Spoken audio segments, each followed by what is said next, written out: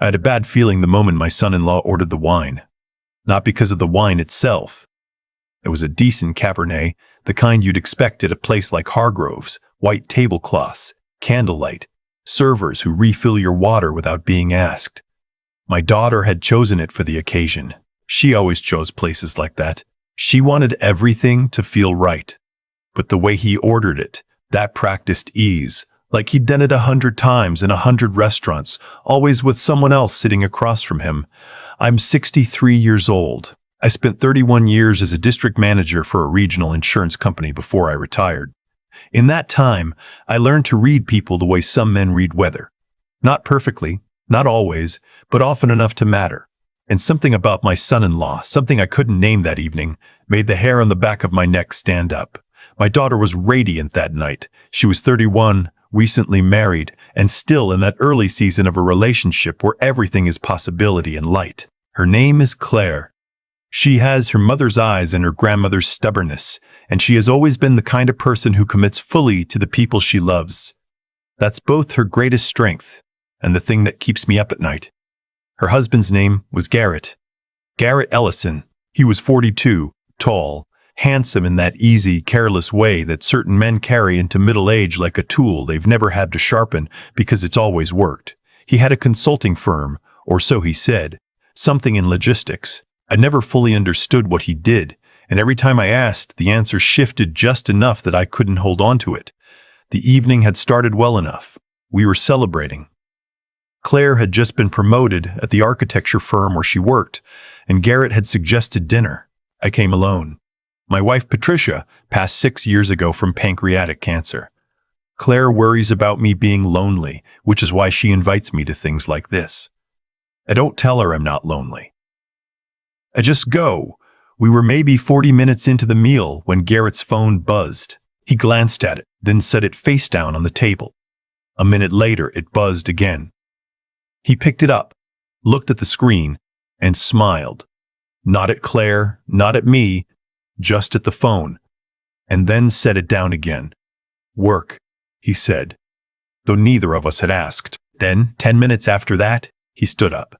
I need to step outside for just a minute. Client in Singapore, different time zone.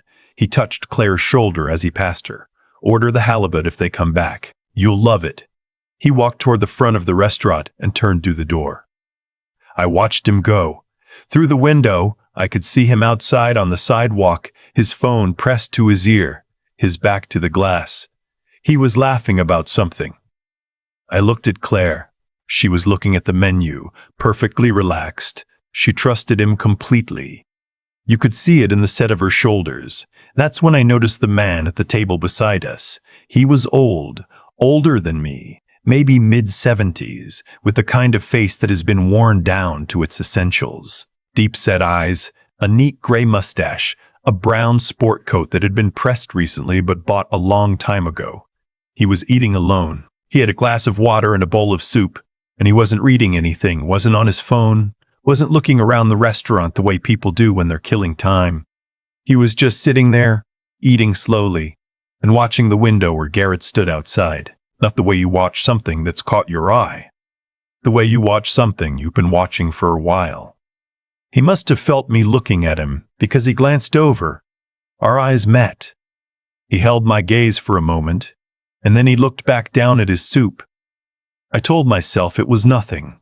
Old men eat alone in restaurants. It didn't mean anything. Garrett came back to the table about 8 minutes later. He was easy and charming the rest of the evening, refilling Claire's wine, asking about my retirement, telling a story about a conference in Denver that made Claire laugh. He was very good at that, making you feel like the room had gotten warmer just because he was in it. We finished dinner around 9. Claire excused herself to use the restroom before we left, and Garrett and I sat across from each other for the first time without a buffer. Good seeing you, Raymond, he said. He always called me by my first name. I'd never asked him to. You too, I said.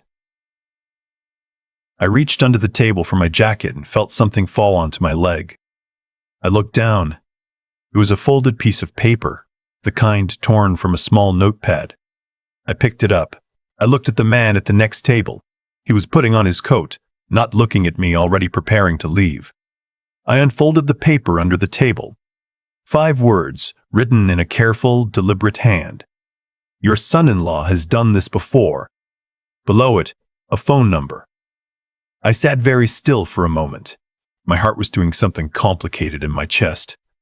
I folded the paper and put it in my jacket pocket, and when Claire came back from the restroom, I smiled at her and said I'd had a wonderful evening. I didn't sleep that night. I kept telling myself there were reasonable explanations. The man had confused me with someone else. It was a prank. It was a misunderstanding.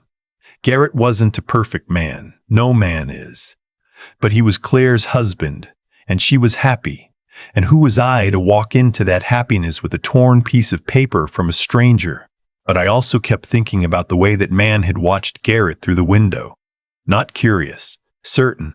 At 7 the next morning, I called the number. It rang 4 times. Then a man's voice answered, quiet and careful. I wondered when you'd call, he said. His name was Leonard. He didn't give a last name, not at first. He was 74 years old, and he told me that he had been watching Garrett Ellison for just over 2 years. Watching him how? I asked. The same way your daughter watches him, he said. Because of someone I loved. He asked if I could meet him, not at a restaurant, somewhere private.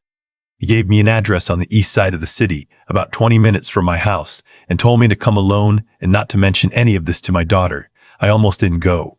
I sat in my car in my driveway for a long time that morning, with the engine running and my hands on the wheel, thinking about all the ways this could be nothing. Some troubled old man with a grudge, a mistake, a coincidence. But I thought about Claire's shoulders at that dinner table, relaxed, trusting. And I thought about my wife, and about the things I didn't catch in time once, years ago, because I told myself it was probably nothing. I put the car in reverse. Leonard lived in a small house on a quiet street, the kind of neighborhood where people have lived for 40 years and know each other's dogs by name. He answered the door before I knocked, which told me he'd been watching for my car. He was shorter than he'd seemed in the restaurant. He moved with a slight stiffness in his left hip. He made 2 cups of coffee without asking whether I wanted one and set them on the kitchen table, and we sat across from each other in the thin winter light coming through the window over the sink. He didn't waste time.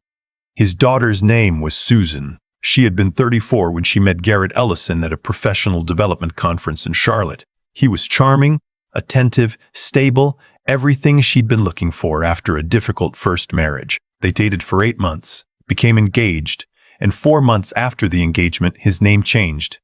What do you mean his name changed? I asked. Leonard wrapped both hands around his coffee cup. I went to do the paperwork for the guest list at the rehearsal dinner, and I found out the name he'd given Susan wasn't his legal name.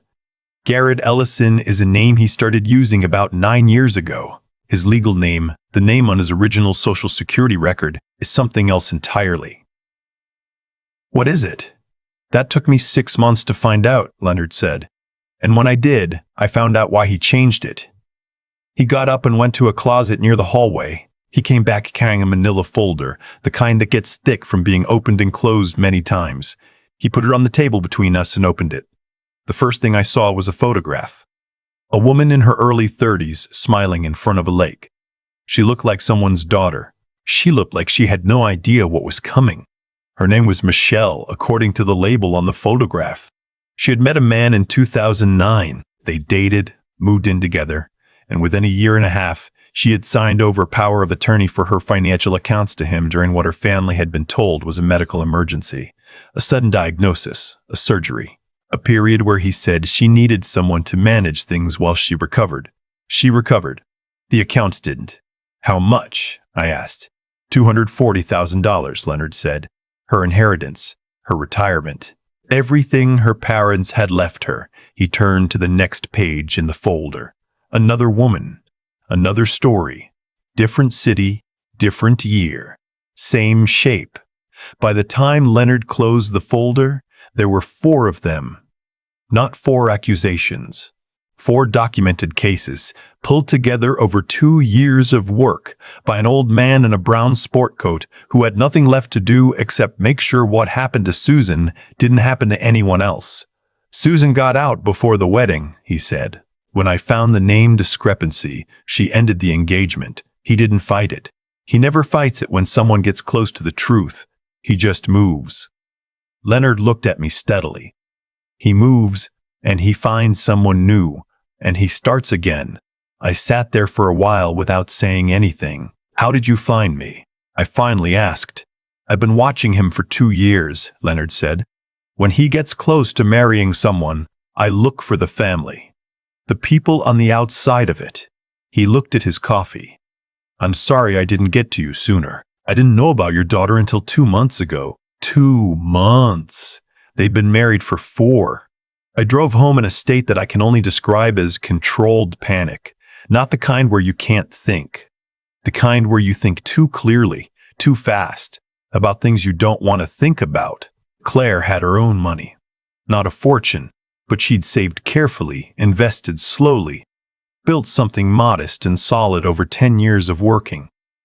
She had a small rental property she bought before the marriage. She had her salary, her retirement account, her mother's jewelry that she'd stored in a safety deposit box. I thought about all of it like a man taking inventory of a house before a flood. When I got home, I called my attorney. His name is Morris, and he's been my attorney for over 20 years, and he has a particular gift for listening to things without reacting visibly. I told him everything. He asked me to text him the contents of Leonard's folder. Leonard had agreed to let me photograph it, and said he'd start looking into the legal name question that same day. Then, I called my brother's wife, Janet, who has worked in financial compliance for a regional bank for 30 years. I told her a hypothetical. She told me what to look for. I didn't call Claire. That was the hardest part. Every instinct I had wanted to call her immediately, to warn her, to tell her what I'd found. But I'd spent 30 years reading people, and I knew that if I called Claire before I had something solid, one of 2 things would happen. Either she wouldn't believe me, because she loved him, and I was just her worried father with a piece of paper from a stranger. Or she would confront him before we had anything concrete, and he would run. And whatever he'd taken with him would run too. I needed to be sure, and I needed her to be safe. I called her that evening for our usual Thursday call. We talked about her promotion, about a project she was excited about whether I was eating enough vegetables. She laughed at something I said. I listened to her laugh and I thought, don't let your voice change. Don't let her hear it. She didn't hear it. Over the next 9 days, I learned things I wished I didn't know. Morris confirmed the name change. Garrett Ellison's legal name prior to 2015 was David Grant Fowler. A man by that name had 2 civil judgments against him in Georgia, both for fraud, both settled out of court, both involving money transferred from a partner's accounts. He'd also had a brief criminal investigation opened in Tennessee in 2017 that was closed when the complainant, a woman named Patricia, withdrew her statement 3 weeks after filing it. The same first name as my wife. I noticed that. I don't know why I'm telling you that, but I noticed it. Janet told me in careful, hypothetical language that if someone wanted to move money quietly from a joint account into a third-party account, the cleanest way to do it was a series of transfers just under the reporting threshold, over a period of several weeks, into an LLC holding account. It was hard to trace quickly. It wasn't impossible to trace, but timing was everything. I asked her what I should do if I thought someone was already doing it. There was a pause. I talked to an attorney, she said. Today. Morris looked into Claire's accounts, with her permission, though she didn't know why I was asking, only that I needed a favor and she trusted me. He found 3 transfers over the previous 6 weeks, each one $8,700, each one to an LLC called Westbridge Consulting Partners, which had been registered in Delaware 8 months ago, 4 months before the wedding, $26,100. Not everything, not yet, but it was a start. And a start meant there was a plan. I went back to Leonard. We sat at his kitchen table again, with a folder between us, and I told him what Morris had found. He listened without surprise, which told me he'd seen this before. This was the part of the pattern he knew. He's in the early phase, Leonard said. He does it slowly at first. Test transfers. Make sure no one's watching. Then, after 4 to 6 months, he accelerates. He looked at me. You have maybe 3 weeks before it gets harder to recover. Then we go to the police, I said. You can, he said, but you need to understand what you have right now is circumstantial. A name change, civil judgments from 10 years ago, 3 transfers to an LLC that he could argue is a legitimate business expense. Without a formal complaint from Claire, it's difficult to move quickly. Then Claire needs to know, I said. Leonard nodded. Yes, he said. She does. I called my daughter and asked her to come to my house the next morning. I told her I needed to talk to her about something important and that she should come alone. She heard something in my voice that time. I couldn't keep it out, not entirely. Dad, she said, you're scaring me. Come tomorrow morning, I said. I'll explain everything.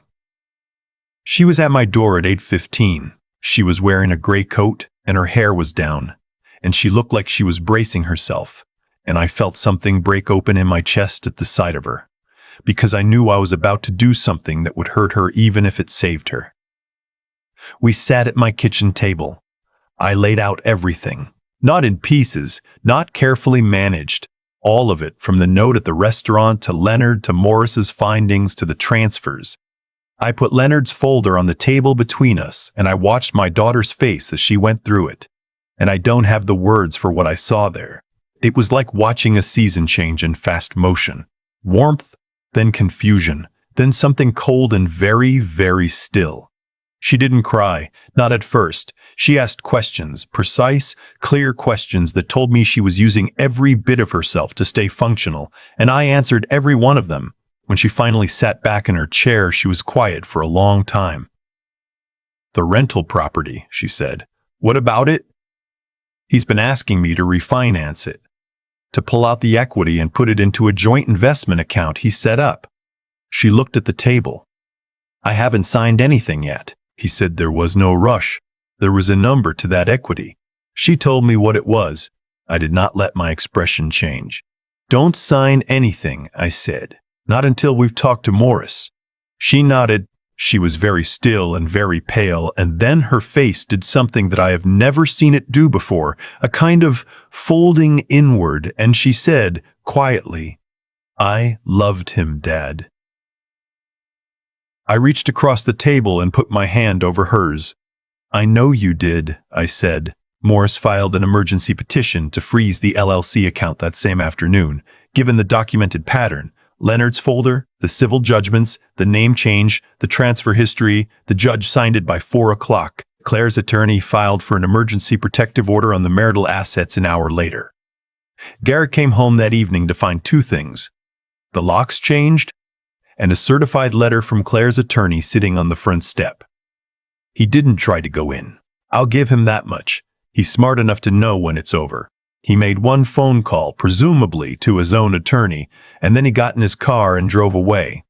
He was arrested 3 days later in a hotel 40 miles outside the city. The charges were wire fraud, identity fraud, and financial exploitation. Morris told me the Tennessee case was being reopened. Leonard told me there was a woman in Georgia who had been waiting 6 years for someone to press charges.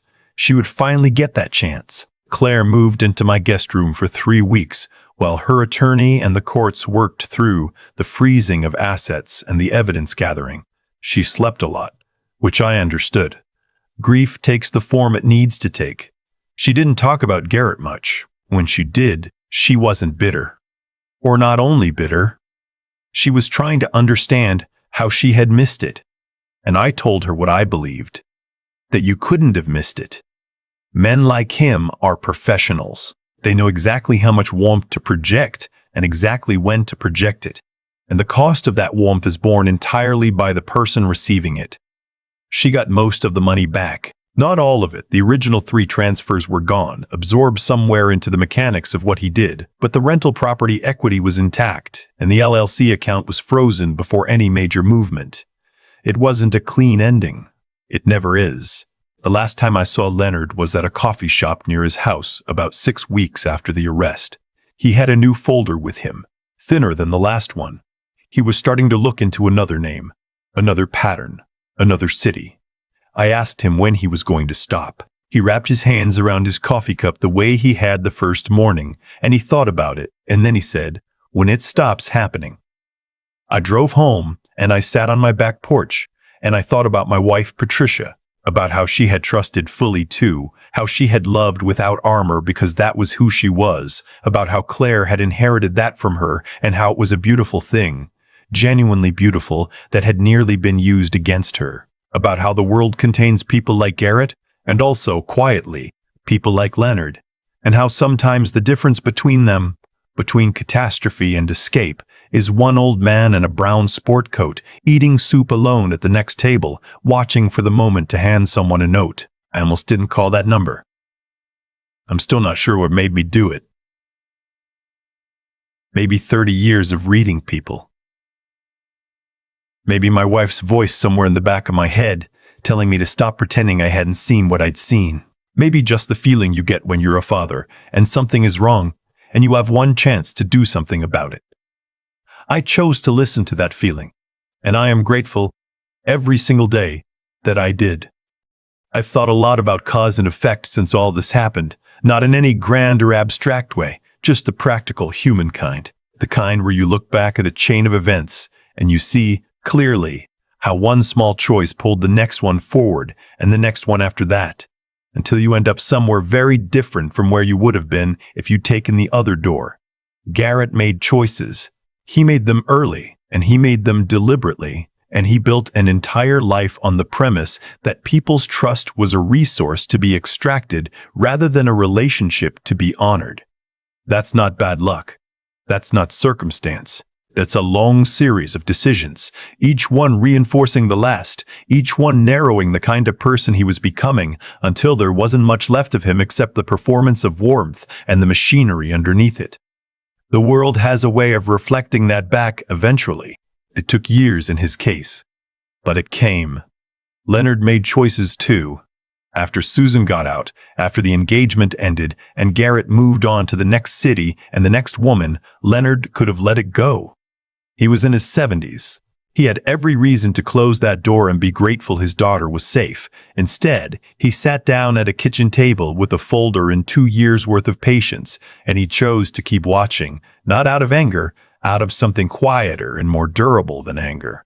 I think it was simply that he understood, with the clarity that sometimes comes late in life, that what you do with what you know matters. That looking away is also a choice, and it has consequences too. I think about my own choices in this. The moment, I almost didn't call that number. The evening I sat with Claire at my kitchen table and watched her face change as she read through Leonard's folder, and I had to make peace with the fact that I was the one causing that pain. Even though I wasn't the one who had created it, there's a kind of courage required in that. Not the dramatic kind, not the kind you'd put in a story, but the ordinary grinding kind. Staying present when it's hard. Saying the true thing when the easier thing is right there. What I keep coming back to is this. Intelligence without honesty is just a tool for manipulation. Garrett was intelligent. He was perceptive and strategic, and he understood people deeply enough to exploit them. But there was nothing underneath it that was oriented toward anything real. Whereas Leonard, an old man with a bad hip and a thin folder and nothing to gain, used everything he knew in service of something that actually mattered. That difference, I think, is the whole thing. That's the whole story, if you want to compress it down to its core. Claire is doing well now. She's back in her own place. She talks about what happened with the careful honesty of someone who has looked at something painful and decided not to look away from it. I'm proud of her for that. It would have been easier to be bitter, or to bury it, or to decide the whole thing was someone else's fault entirely. She didn't do any of those things. She asked hard questions, including questions about herself, and she sat with the answers. That's not nothing. That's actually most of it. I still talk to Leonard occasionally. We're not close friends. We're two old men who share a piece of difficult history, but I respect him more than almost anyone I've met. He never asked for recognition. He just kept doing the next right thing with the information he had. I hope I do the same every day that I can.